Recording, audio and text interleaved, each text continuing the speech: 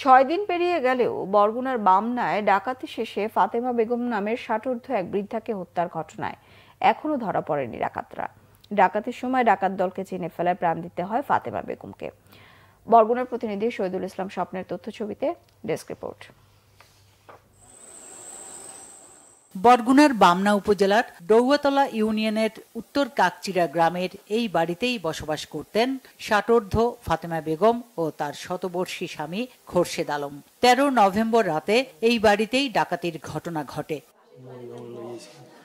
ফাতেমা বেগমের স্বামী খোরশেদ আলমের বয়স এখন 105 বছরেরও বেশি। বয়সের ভারে নুজো হয়ে পড়ায় তিনি সুস্পষ্ট তথ্য দিতে পারছেন না। আবছা যেটুকু দেখেছেন তাতে সেই রাতে ঘরে 4-5 জন লোক ঢুকেছিল। নগদ টাকা ও স্বর্ণালংকার লুটের সময় ফাতেমা বেগম সবাইকে চিনে ফেলায় তাকে হত্যা করা হয়েছে বলে ধারণা করা হচ্ছে।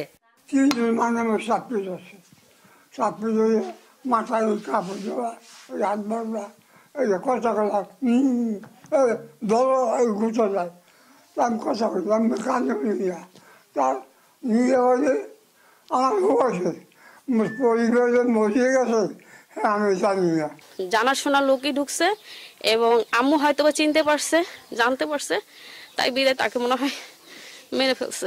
নিষ্ঠুরভাবে যে হত্যা করছে, আমরা এই হত্যাকারীর সুষ্ঠু ন্যায় বিচার চাই।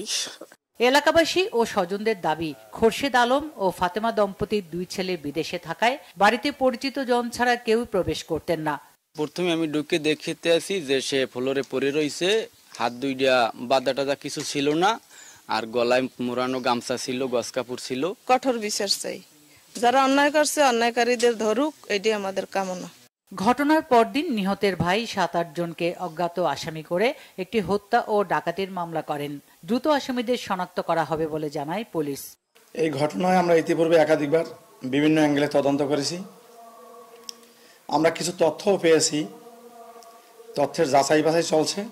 সত্যতা থাকলে আমরা আসামিদেরকে গ্রেপ্তার করব। ডাকাতরা বেশ কিছু স্বর্ণালংকার সহ নগদ অর্থ লুট করে নিয়ে যায়।